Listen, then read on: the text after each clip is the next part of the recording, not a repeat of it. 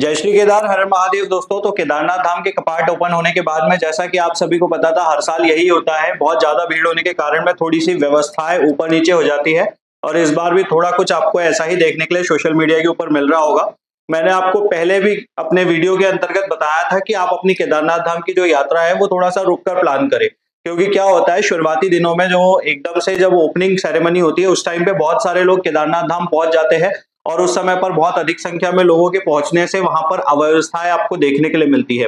जो व्यवस्था होती है वो सुचारू रूप से संचालित नहीं हो पाती है। तो आप इसलिए अगर आप एक अच्छी और सुविधाजनक यात्रा करना चाहते हैं तो थोड़ी सी रुककर अपनी प्लानिंग करें। वैसे भी इस साल जो केदारनाथ धाम की यात्रा है वो 6 की जगह 7 महीने तक चलेगी। जी हाँ, पिछले साल जो 2025 में यात्रा शुरू हुई थी वो मई मंथ में शुरू हुई थी और अक्टूबर मंथ में विराम हो चुकी थी। पिछले साल यात्रा 174 दिन चली थी, लेकिन इस बार केदारनाथ धाम में जो यात्रा होगी वो 22 अप्रैल से शुरू होकर 11 नवंबर यानी कि भाई दूज तक चलती है। और इस बार जो यात्रा के दिन है टोटल 204 दिनों तक ये यात्रा चलेगी, मतलब लगभग 30 दिन आपको इस बार यात्रा में अधिक मिल रहे हैं। तो आप अपनी यात्रा उसके अकॉर्डिंग प्लान कर सकते हैं और एक अच्छी प्लानिंग के साथ आप अगर अपडेट लेकर, वहां की जानकारी लेकर आप पहुंचते हैं तो आपको असुविधा वहां पर कम देखने के लिए मिलेगी। इसी के साथ में ये जो होटल की व्यवस्था है, टेंट आदि की व्यवस्था है और पानी वगैरह की व्यवस्था है, ये भी जो होती है वो थोड़े दिनों बाद अच्छे रूप से संचालित हो जाती है, क्योंकि एकदम से जब कपाट ओपनिंग होते हैं,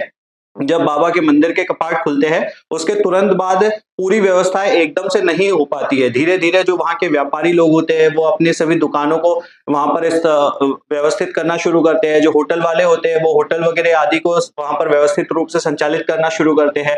तो इसलिए आप इस बात का ध्यान रखें, आप एकदम तुरंत में पहुंच जाएंगे तो आपको वहां पर एक तो महंगी भी चीजें मिलेगी और व्यवस्था भी उतनी अच्छी नहीं मिल पाएगी। लेकिन अगर आप कुछ दिनों बाद जाएंगे तो कुछ दिनों बाद जाने से क्या होता है, प्रशासन भी अलर्ट मोड पे आ जाता है। जब एकदम से शुरुआत में ही बहुत ज्यादा भीड़ आ जाती है, भीड़ अनियंत्रित हो जाती है, व्यवस्थाएं थोड़ी सी डगमगा जाती है, तो ये सब चीजों को देखकर वहां की जो समिति होती है, जो सदस्य होते हैं, जो प्रशासन होता है, वो भी इन सभी चीजों को और सुधारने के लिए, सुचारू रूप से करने के लिए और योजना बनाकर इसको और अच्छे तरीके से संचालित करते हैं। तो आप अगर थोड़े दिनों बाद जाएंगे तो आपको जो व्यवस्थाएं हैं वो अच्छे से देखने के लिए मिलेगी। देखिए, केदारनाथ धाम में भक्तों की संख्या तो हर साल दिन पे दिन बढ़ती जा रही है। आपको भक्तों की संख्या भले ही कम ना मिले, लेकिन जो व्यवस्थाएं हैं वो आपको सुचारू रूप से मिलेगी। क्योंकि देखिए, केदारनाथ धाम में जो केदारनाथ धाम के प्रति, बाबा भोलेनाथ के प्रति लोगों की आस्था है, विश्वास है, उसके कारण दिन पे दिन वहां पर भक्तों की संख्या बढ़ रही है। लेकिन जो व्यवस्थाएं हैं वो आपको अच्छी मिलेगी, क्योंकि कुछ दिनों बाद सारे चीजें वहां पे सेटलमेंट हो जाती है। जो व्यापारी लोग होते हैं वो प्रॉपर तरीके से वहां पहुंच जाते हैं। तो ये कुछ बातें हैं जो आपको ध्यान देना जरूरी है। इन्हीं बातों को ध्यान रखकर आप अपनी केदारनाथ धाम की यात्रा का प्लानिंग करें और कम से कम 2 दिन की यात्रा आप करें। क्योंकि 2 दिन इसलिए, क्योंकि क्या होता है, जब आप दर्शन की लाइन में लगते हैं तो 5 से 6 घंटे तो दर्शन की लाइन में लगना एक नॉर्मल बात है। आपको 5 से 6 घंटे तो लगेंगे ही लगेंगे।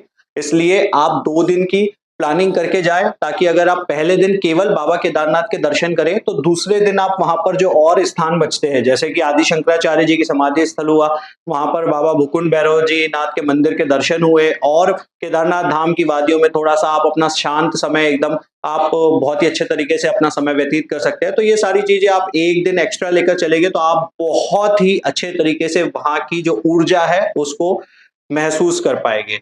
तो ये कुछ बहुत ही जरूरी बातें थी जो मैंने आपको बताई है। आप भी अगर इस साल 2026 में केदारनाथ धाम जाने के लिए प्लानिंग कर रहे हैं तो प्रॉपर तरीके से थोड़ा सा रुक कर जाए, ताकि आपको और अच्छी व्यवस्थाएं वहां पर देखने के लिए मिले।